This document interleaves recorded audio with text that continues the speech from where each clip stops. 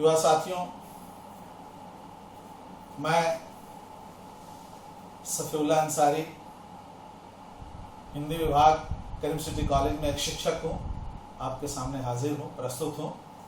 आज मैं फिर पुनः काव्य शास्त्र का एक विषय लेकर के आपके सामने उपस्थित हूँ। विषय है छंद का स्वरूप और उसके प्रकार। यह सेमेस्टर 3 का है, कोर्स 7 का है और इसी पर आज हम लोग बात करेंगे कि छंद कहते किसे हैं, छंद के कितने प्रकार हैं और 2-3 छंदों का अध्ययन आज हम लोग करेंगे। पहले भाग में आपका आज की कक्षा में बच्चों आपका स्वागत है। सबसे पहले हम जाने कि छंद कहते किसे हैं। छंद उसे कहते हैं जो काव्य रचना में वर्णों और मात्राओं की विशेष संख्या में बंधे लयात्मक चरणों के साथ प्रयुक्त होते हैं। पुनः एक बार कि छंद कहते किसे हैं। हम छंद उसे कहते हैं जो काव्य रचना में वर्णों और मात्राओं की विशेष संख्या में लयात्मक चरणों में बंधे हुए होते हैं या लयात्मक चरणों के साथ प्रयुक्त होते हैं। ये जो छंद हैं वर्णों और मात्राओं में बंधे होते हैं। वर्ण यानी अक्षर, लेटर और मात्राएं जो लगती हैं का, की, कु, के, कै, को, कौ, कं, कह। जो का अक्षर में, का वर्ण में जो ये मात्राएं लगी हुई हैं, आप देखिए कि अक्षरों और मात्राओं की इसमें बात की गई है। आगे हम इसे और स्पष्ट रूप से समझेंगे जब हम छंद के प्रकारों पर जाएंगे और छंदों का अध्ययन जब हम करेंगे तब हम इसे और स्पष्ट रूप से समझ लेंगे और आप समझ लेंगे, मुझे ऐसा विश्वास है। छंद के 3 प्रकार हैं, वर्णिक छंद, मात्रिक छंद और मुक्त छंद। वर्णिक छंद हम उन छंदों को कहते हैं जिसमें वर्णों की प्रमुखता होती है और जिसमें वर्णों की गिनती होती है, वर्णों की गणना की जाती है। वर्णिक छंद पहला छंद है जिसमें प्रत्येक चरण के निर्माण में वर्णों की प्रधानता होती है, वर्णों की प्रमुखता होती है और इसमें वर्णों की गिनती की जाती है। वर्ण यानी अक्षर, लेटर्स, इसकी गिनती की जाती है 1 2 3 4 1 2 3 4 है। तो वर्णिक छंद में वर्णों की प्रधानता होती है, वर्णों की गिनती की जाती है। उसके बाद दूसरा जो छंद है वह मात्रिक छंद है जिसमें प्रत्येक चरण के निर्माण में मात्राओं की प्रधानता होती है। वर्णिक छंद में जहां वर्णों की, अक्षरों की प्रधानता होती है, मात्रिक छंद में मात्राओं की प्रधानता होती है और मात्राओं की गणना की जाती है, गिनती की जाती है। तीसरा छंद है मुक्त छंद। मुक्त छंद वह आधुनिक विधि जिसने वर्णों और मात्राओं के बंधन से मुक्ति पा ली है। मुक्त छंद को उर्दू में आजाद नज्म कहते हैं। यह एक आधुनिक काल की जितनी कविताएं हैं उसमें से सभी तुकबंदियां नहीं है। मुक्त छंद की भी रचनाएं हैं।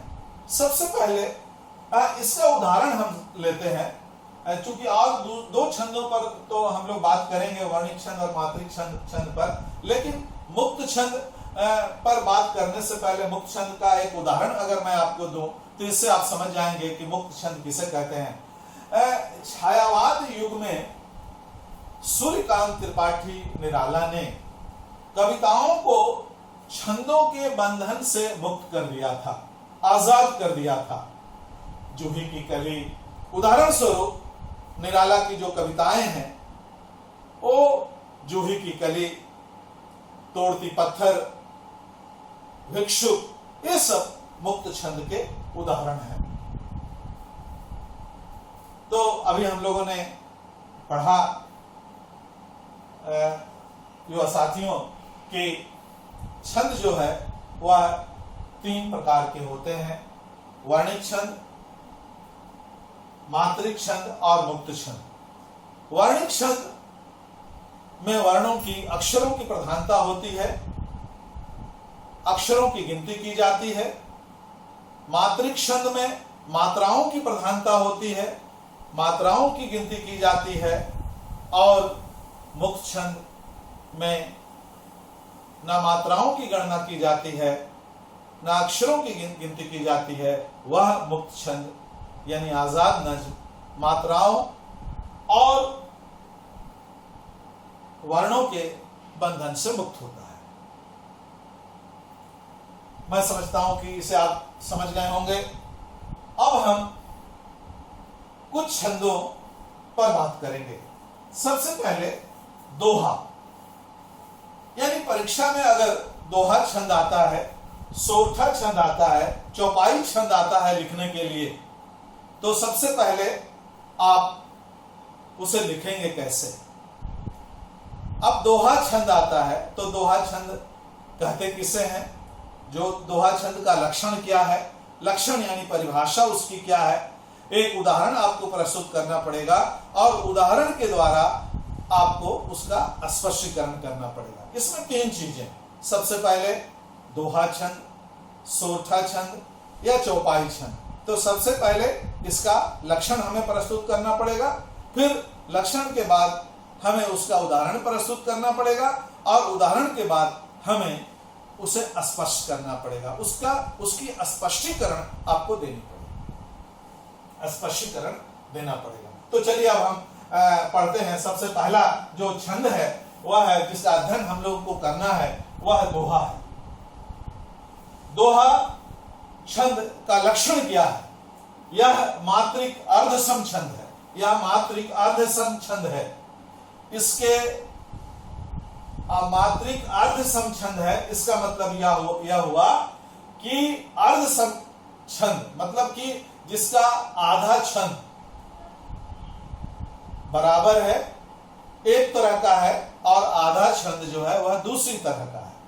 अर्धसम छंद है मतलब इसमें इसके पहले और तीसरे चरण में 13-13 मात्राएं तथा दूसरे और चौथे चरण में 11-11 मात्राएं होती हैं, अंत में लघु होता है। यानी कि दोहा छंद हम उस छंद को कहते हैं जो एक अर्धसम छंद है, यह एक मात्रिक अर्धसम छंद है। मात्रिक मतलब कि जिसमें हम मात्राओं की गणना करते हैं, मात्राओं की गिनती की जाती है, मात्राओं को हम काउंट करते हैं। कैसे?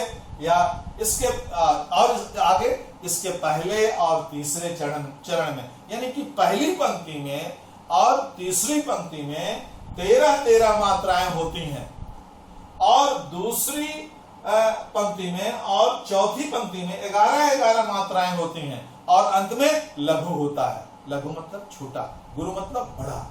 फिर अब एक उदाहरण के द्वारा इसे हम लोग और स्पष्ट करेंगे, स्पष्ट हम लोग हो जाएंगे। गोस्वामी तुलसीदास के रामचरितमानस का एक उदाहरण दोहा का हम लेते हैं। यहां पर गोस्वामी तुलसीदास ने अपने रामचरितमानस में दोहा और चौपाई छंदों की प्रधानता है उसमें। तो सबसे पहले हम दोहा छंद को लेते हैं। आप देखिए, दोहा छंद का एक रामचरितमानस से एक उदाहरण है। क्या है? श्री गुरु चरण सरोज रज, निजमन मुकुर सुधार, वर्णो रघुवर विमल जल, जो दायक फल चार। फिर से इस उदाहरण को मैं आपके सामने रखता हूँ। रामचरितमानस का यह एक छंद है जिसे गोस्वामी तुलसीदास ने रामचरितमानस में प्रस्तुत किया है। श्री गुरु चरण सरोज रज, निजमन मुकुर सुधार, वर्णो रघुवर विमल जल, जो दायक फल चार। अब देखिए यह जो उदाहरण है, अब देखिए यह पहली पंक्ति, यह दूसरी पंक्ति है, यह तीसरी है, यह चौथी है। यानी पहला चरण, दूसरा चरण, तीसरा चरण और चौथा चरण। इसके पहले और तीसरे चरण में 13-13 मात्राएं होती हैं और दूसरे तथा चौथे चरण में 11-11 मात्राएं होती हैं और अंत में लघु होता है। लघु मतलब अब देखिए यह जो एक और यह है एस, यह जो अंग्रेजी का एस है और यह जो वन है, यह इसका मतलब वन का मतलब यह हुआ कि यह लघु मतलब कि छोटा का एक साइन है, निशान है, और एस जो है यह निशान जो है गुरु का यानी बड़ा। वन यानी छोटा, एस मतलब बड़ा। लघु और गुरु ये दो चीजें। हम लोग कैसे इसकी गणना करेंगे आप देख लीजिए कि पहले चरण में 13 और तीसरे चरण में भी 13 और दूसरे में 11 और चौथे में 11 मात्राएं हैं। कैसे? अब देखिए श्री, अब देखिए यहां मात्रा लगी हुई है, क्या बड़ी मात्रा लगी हुई है। जहां मात्राएं लगी हुई होंगी और दीर्घ की मात्राएं लगी हुई होंगी, बड़ी मात्राएं लगी हुई होंगी, मात्राएं दीर्घ की मात्राएं लगी होंगी, उसकी गणना हम, उसकी गिनती हम 2 करेंगे। और जहां ह्रस्व की मात्राएं लगी होंगी उसकी गिनती हम 1 करेंगे। अब साइन बताया आपका 1, ये दूसरा एस का जो है वह 2। अब देखिए श्री, 2 मात्रा इसमें लगी हुई है, इसमें 1 है। ह्रस्व है, इसमें भी 1 है, इसमें 1 है, इसमें 1 है, इसमें 1 है, इसमें 1 है। इसमें देखिए ओ की मात्रा लगी हुई, मतलब 2 हुआ, यहाँ 1 हुआ, यहाँ 1 हुआ, यहाँ 1 है, कोई मात्रा नहीं लगी हुई। अब गिनती कीजिए आप, 2 3 4 5 6 7 8 9 10 11 12 13, मतलब इसमें पहली पंक्ति में 13। अब देखिए ह्रस्व की मात्रा लगी हुई 1 1 1 1, यहाँ सब में ह्रस्व की मात्रा है 1 1 1, यहाँ 1, यहाँ आ मात्रा लगी हुई मतलब 2, यहाँ 1। अब देखिए 1 2 3 4 5 6 7 8 9 10 11, मतलब इसमें 11 मात्राएं हैं। अब देखिए वर्णों 1 1, यहाँ 2, यहाँ 1, ह्रस्व है 1 1 1 1 1 1 1 1, मतलब 1 2 3 4 5 6 7 8 9 10 11 12 13, मतलब 13। यहां पर देखिए आप देखिए ओ की मात्रा लगी हुई है, मतलब कि 2। यहाँ अ की मात्रा लगी हुई है, यहाँ नहीं है, 1 1 1 1 2 1। गिनती कीजिए 1 2 3 4 5 6 7 8 9 10 11। अब देखिए परिभाषा की जो हम लोगों ने परिभाषा रखी कि यह मात्रिक अर्ध समछंद है, मतलब आधा 13 13।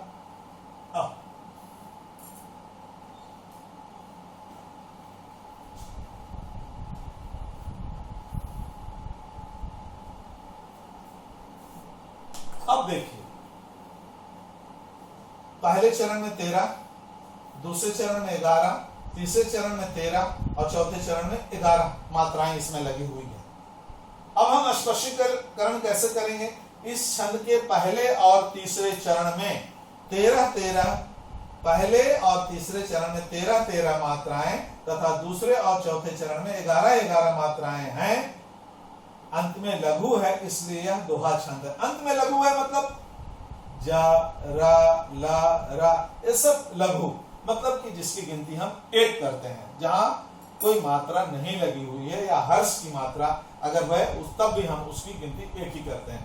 तो अब हम स्पष्टीकरण में क्या कहा, इस छंद के पहले और तीसरे चरण में 13-13 मात्राएं तथा दूसरे और चौथे चरण में 11-11 मात्राएं हैं, अंत में लघु है, इसलिए यह दोहा छंद है। मैं समझता हूं कि बच्चों आप लोग अच्छी तरह समझ गए होंगे। अब हम दूसरे छंद पर आते हैं, सोरठा। दोहा छंद के विपरीत एकदम उल्टा सोरठा छंद है। अब देखिए सोरठा छंद का हमने लक्षण, उदाहरण और स्पष्टीकरण हमने यहां पर नहीं लिखा है। परिभाषा क्या देंगे सोरठा का, दोहा का एकदम विपरीत है, उल्टा है यह। क्या हम लोग सबसे पहले इसका क्या करेंगे, लक्षण। सोरठा का लक्षण क्या लिखेंगे, यह मात्रिक अर्ध समछंद है, यह भी दोहा की तरह अर्ध मात्रिक समछंद है। इसके पहले और तीसरे चरण में 11-11 मात्राएं होती हैं तथा दूसरे और चौथे चरण में 13-13 मात्राएं होती हैं, अंत में लघु होता है। यानी कि जो उदाहरण है वही उदाहरण को हम लोग जब हम पलट देंगे तो वह सोरठा छंद बन जाएगा। कैसे, आप देखिए, दूसरी पंक्ति को पहली पंक्ति में लिख देंगे और पहली पंक्ति को दूसरी पंक्ति में लिख देंगे और यहाँ चौथी पंक्ति को तीसरी पंक्ति में लिख देंगे और तीसरी पंक्ति को चौथी पंक्ति में लिख देंगे, तो यह सोरठा छंद का उदाहरण हो जाएगा। यानी कि एक उदाहरण से हम लोग दो छंदों, एक उदाहरण अगर आप बच्चों याद कर लेंगे तो जो दो छंद को आप आराम से लिख सकते हैं। अब देखिए सोरठा छंद का हम उदाहरण लेते हैं, निजमन मुकुर सुधार, श्री गुरु चरण सरोज रज, जो दायक फलचार, वर्णव रघुवर विमल जल। स्पष्टीकरण, इस छंद के पहले और तीसरे चरण में 11-11 मात्राएं हैं तथा दूसरे और चौथे चरण में 13-13 मात्राएं हैं और अंत में लघु है, इसलिए यह दोहा छंद है। मतलब बच्चों की एक उदाहरण रामचरितमानस का, एक दोहा का उदाहरण अगर हम याद कर लेते हैं तो हम दो छंदों को आराम से लिख लेते हैं, दोहा और सोरठा। इसके बाद हम तीसरे छंद पर आते हैं, वह भी रामचरितमानस का छंद है। उदाहरण हम वहीं से लेंगे, चौपाई। चौपाई मतलब कि चार चरण वाला छंद। अब देखिए इसका उदाहरण, इसका लक्षण हम सबसे पहले, यह मात्रिक समछंद है, यह मात्रिक समछंद है, यानी कि इसमें मात्राओं का प्रयोग होगा, मात्राओं की गणना होगी, लेकिन इसके जो चारों चरण होंगे, चौपाई मतलब चार चरण वाला छंद, इसके जो चारों चरण होंगे वो बराबर होंगे, सम होंगे, सम मतलब बराबर होंगे। अब देखिए यह मात्रिक समछंद है, इसके प्रत्येक चरण में 16 मात्राएं होती हैं। तुक पहले चरण की दूसरे चरण से और तीसरे चरण की चौथे चरण से मिलती है। उर्दू में आप नहीं जानते होंगे, उर्दू में रदीफ और काफिया होता है। तुक, आप देखिए तुक कहते किसे हैं, इसमें तुक एक शब्द का प्रयोग हुआ है, तुक। एक उदाहरण मैं आपके सामने रखता हूं, तमन्नाओं में उलझाया गया हूं, तमन्नाओं में उलझाया गया हूं, खिलौने दे के बहलाया गया हूं। आप अंत में देखिए, गया हूं, यही तुक है ना। तमन्नाओं में उलझाया गया हूं, खिलौने दे के बहलाया गया हूं, यही तुक है, गया हूं। समझ गए, है ना। अब देखिए इसका एक बार फिर से चौपाई, यह मात्रिक समछंद है, इसके प्रत्येक चरण में 16 मात्राएं होती हैं। तो प्रथम चरण की दूसरे चरण से और दूसरे चरण की तीसरे चरण से मिलती है। कैसे, अब उदाहरण, बंदौ गुरुपद पदुम परागा, सुरुचि सुबास सरस अनुरागा, अमिय मोरि मैं चूरन चारु समन सकल भौरुज परिवारु। या देखिए, बंदौ गुरुपद पदुम परागा सुरुचि सुबास सरस अनुरागा अमिय मोरि मैं चूरन चारु समन सकल भौरुज परिवारु। अब देखिए, यहां तुक की बात हम लोगों ने की थी, परागा अनुरागा, प्रथम चरण का तुक दूसरे चरण से, और चारु और परिवारु रूरु। ये देखिए, ये तुक जो है प्रथम चरण का दूसरे चरण से, दूसरे चरण का तीसरे चरण से मिलकर, है ना। तो यह जो है चौपाई छंद का उदाहरण है। कैसे? आप देखिए, सभी चरण बराबर हैं। हमने गिनती करने के बारे में आपको बताया। एक लिखेंगे, ये साइन जब हम लिखेंगे, एक जब हम लिखेंगे तो यह एक है, एस लिखेंगे तो दो है ना। अब देखिए, बंदौ, बंदौ, बंदौ में न का भी उच्चारण हो रहा है, प्रोनाउंसिएशन हो रहा है, ठीक है ना, न का। बंदौ, अब देखिए बंदौ यानी कि दो, द एक, एक, गुरुपद एक, एक एक एक एक एक एक एक दो दो, है ना। परागा, अब देखिए कैसे, 2 3 4 5 6 7 8 9 10 11 12 2 14 2 16। अब देखिए, पहली पंक्ति में 16, यहां पर 16, चलिए मैं 16 लिखता हूं, यहां पर 16। सुरुचि, एक एक एक एक दो एक एक एक एक एक एक दो दो, 2 4 5 6 7 8 9 10 12 13 14 15 16। अब देखिए, इसमें भी 16 मात्राएं। अमीय, एक एक एक हर्ष है, यहां 2 है, देखिए मुंह, एक एक एक, यहां 2, यहां एक एक 2 2 2 4 5 6 7 8 9 10 11 12 13 14 2 16। आपको बहुत आश्चर्य लगेगा, गिनती कीजिएगा सब मिलेगा आपको। एक एक एक एक एक एक एक एक एक एक एक एक 2 2 2 4 5 6 7 8 9 10 11 12 13 14 15 16। यानी कि आप देखिए, उपर्युक्त इस छंद में, इस छंद के प्रत्येक चरण में 16 मात्राएं हैं। तो पहले चरण की दूसरे चरण से और तीसरे चरण की चौथे चरण से मिलती है, इसलिए यह चौपाई छंद है। मैं समझता हूं आप सब समझ रहे होंगे छंद को। हम लोगों ने छंद को पढ़ा कि छंद क्या है, इसके छंद के 3 भेद हैं, वाणिक छंद, मात्रिक छंद और मुक्त छंद। उसके बाद हम लोगों ने 3 दोहों का अध्ययन, 3 छंदों का अध्ययन किया, दोहा छंद, सोरठा छंद और चौपाई छंद। इन 3 छंदों का अध्ययन हम लोगों ने किया। ये तीनों छंदों का जो हम लोगों ने अध्ययन किया, ये तीनों छंद जो हैं, यह मात्रिक छंद है ना। तो आज छंद के बारे में इतना ही। बहुत बहुत धन्यवाद। आप घर पर रहें, स्वस्थ रहें, सानंद रहें, निर्भीक रहें, निडर रहें, सावधान और सतर्क रहें। बहुत बहुत धन्यवाद बच्चों, बहुत बहुत धन्यवाद। बंद कर।